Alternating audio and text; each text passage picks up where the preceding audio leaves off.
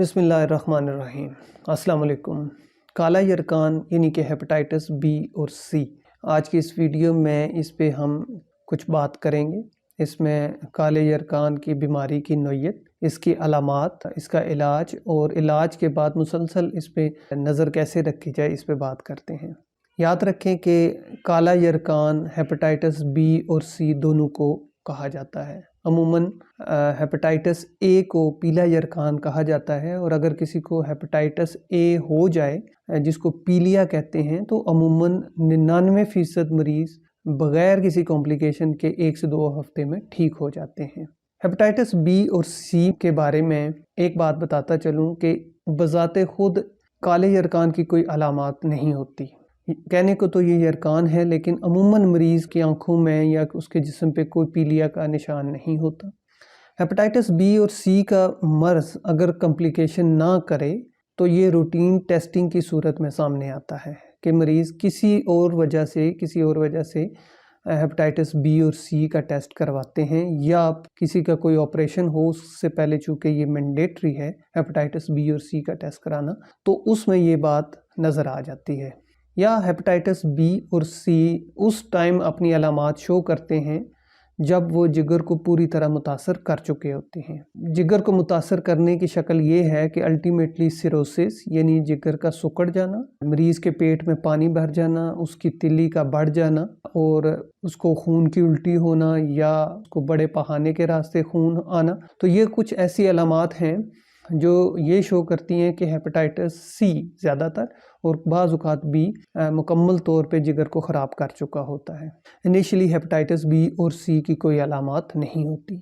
آج کل کے زمانے میں اگر کسی کو ہیپاٹائٹس بی اور سی ڈائگنوز ہو جائے تو پریشانی کی بات نہیں ہے، کیونکہ اس دور میں بہت اچھی اور ایڈوانسڈ ادویات موجود ہیں۔ ایک زمانے میں ہیپاٹائٹس بی اور سی کا علاج انٹرفیرونز انجیکشن سے کیا جاتا تھا، جو کہ انتہائی تکلیف دہ انجیکشنز تھے، ان کے بعد کافی سائیڈ ایفیکٹس تھے۔ لیکن ایک تو ہیپاٹائٹس سی کا علاج بڑا مختصر ہو چکا ہے، 6 کے بجائے 3 ماہ کا کورس ہے، اور بہت تھوڑی سی دوائی کے ساتھ مریض صحت یاب ہو جاتا ہے۔ ہیپاٹائٹس سی کے علاج کے لیے ضروری ہے کہ وہ PCR کا ٹیسٹ کروائے، اور اگر PCR کا ٹیسٹ اس میں وائرل لوڈ ایک مقدار سے زیادہ آئے تو ڈاکٹر اس کو کچھ ادویات تجویز کریں گے۔ اگر فزیشین چاہے تو اس کی جینوٹائپ یعنی اس کی کوئی قسم معلوم کر سکتے ہیں، لیکن یہ بہت کم مریضوں میں کیا جاتا ہے، ہر مریض میں کرنے کی ضرورت نہیں ہوتی۔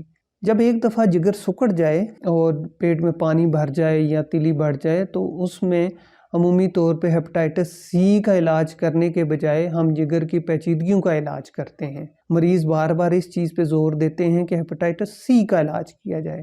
یاد رکھیے کہ اس وقت ہیپاٹائٹس سی کا علاج کرنے سے مریض کو کوئی فائدہ نہیں ہوگا، اور بہت بعض کنڈیشن میں مریض کی طبیعت زیادہ بگڑ جاتی ہے۔ اس لیے ہم اس میں اس کی پیچیدگیوں کا، جس میں اس میں پیٹ میں پانی بھر جائے یا اس کو جو پورٹل ہائپر ٹینشن ڈیولپ ہوتی ہے، اس کا علاج کیا جاتا ہے، تو اس سے مریض کی قدرے طبیعت بہتر رہتی ہے۔ اور الٹیمیٹلی اگر کسی کا جگر فیل ہو جائے یا لیور فیلئر ہو تو اس کو لیور ٹرانسپلانٹ ہی کروانا پڑتا ہے۔ جہاں تک بات ہیپاٹائٹس بی کی ہے تو ہیپاٹائٹس بی کا علاج ڈپینڈ کرتا ہے کہ اس کا PCR اور بعض دوسرے ٹیسٹ کس طرح آئے ہیں۔ عمومی طور پہ ہمارا جسم ہیپاٹائٹس بی کو بہت اچھی طرح سے اس کے خلاف فائٹ کرنے کی صلاحیت رکھتا ہے۔ اس لیے اگر کسی کو ہیپاٹائٹس بی ہو تو تقریباً 85% لوگوں میں ہیپاٹائٹس بی خود بہت ٹھیک ہو جاتا ہے۔ اس کے لیے ہمیں مسلسل ہر 6 مہینے بعد HbS اینٹیجن اور ALT کا ٹیسٹ کرواتے رہنا چاہیے، اور جو ہی ALT بڑھ جائے تو PCR کروائیں اور اس کے بعد ٹریٹمنٹ سٹارٹ کریں۔ ہیپاٹائٹس بی کی ٹریٹمنٹ تھوڑی سی لمبی ہوتی ہے، اس میں 1 سے 2 سال کی ٹریٹمنٹ دی جاتی ہے، اور اس کی بھی ٹریٹمنٹ صرف دوائیوں سے کی جاتی ہے۔ یاد رکھیے کہ ہیپاٹائٹس بی اور سی ایک انسان سے دوسرے انسان میں بھی منتقل ہو سکتا ہے، اس لیے کالا یرکان کے مریضوں کو چاہیے کہ وہ اپنے استعمال شدہ بلیڈز، شیو والے ریزرز، ٹوتھ برش اور اس طرح کی چیزیں بالکل کسی کے استعمال میں نہ آنے دیں۔ اس کے علاوہ اگر وہ کسی کو بلڈ ڈونیٹ کرنا چاہیں تو وہ اس کو پہلے بتا دیں، البتہ وہ بلڈ ڈونیٹ نہیں کر سکتے۔ اور تیسری بات، ہیپاٹائٹس بی کا بعض اوقات اس کی نیڈل شیئرنگ سے، مطلب سرنج ایک مریض سے دوسری مریض میں بھی ٹرانسمٹ ہو سکتا ہے۔ تو لہٰذا ہیپاٹائٹس بی اور سی کے مریضوں کو بہت احتیاط کی ضرورت ہوتی ہے، اور یہ ان کا فرض ہے کہ اپنے مرض کو پھیلنے سے روکیں۔ کسی حد تک ہیپاٹائٹس بی کا مرض سیکشول ٹرانسمیشن سے بھی پھیلتا ہے، تو اس لیے اگر کسی کو ہیپاٹائٹس بی ہے تو اس کپل کو چاہیے کہ اپنے فزیشین یا گیسٹرونٹرولوجسٹ سے ضرور مشورہ کرے۔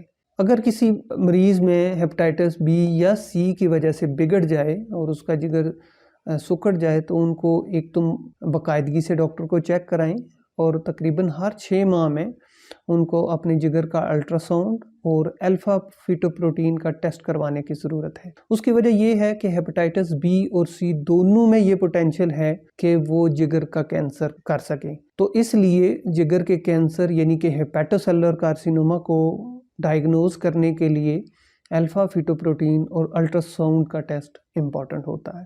ہیپاٹائٹس سی کی تو کوئی ویکسین ابھی تک دریافت نہیں ہوئی، البتہ ہیپاٹائٹس بی کی ویکسین موجود ہے جو کہ تقریباً تمام افراد کے لیے ریکمنڈیشن ہے۔